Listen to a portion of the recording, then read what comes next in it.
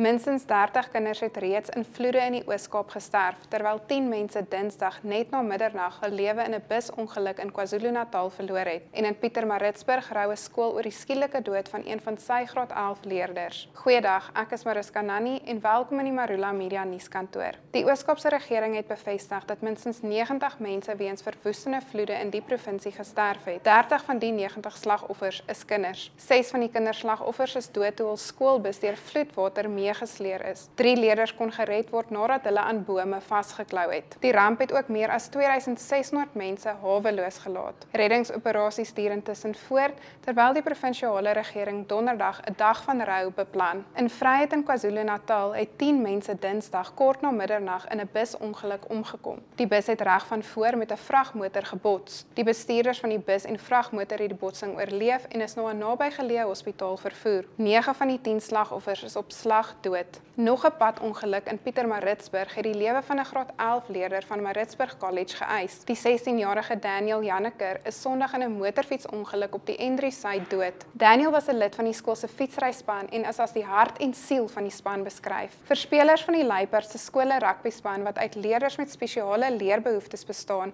is rugby veel meer as net 'n spel. Dit is 'n toevlug. En daarom is die jaarlikse LSE en Kruiwenweek 'n groot en belangrike geleentheid op hierdie kinders se sportkalender. Die Luiperds LSE en span se deelname aan volgende week se spesiale Kruiwenweek rugby toernooi is egter in die weegskaal nadat hul hoofborg glo skielik onttrek het. Wat politiek betref, lyk dit of president Donald Trump se vroeë vertrek uit Kanada president Cyril Ramaphosa min traak. Volgens Ramaphosa se woordvoerder was daar nooit planne dat die twee presidente formeel by die G7-beraad in Kanada sou vergader nie. Daar is glo ook geen dringende behoefte aan 'n opvolgvergadering tussen Trump en Ramaphosa nadat die twee verlede maand in die Withuis vergader het nie. Lees hierdie en al die ander berigte op marulamedia.co.za. Geniet die dag verder.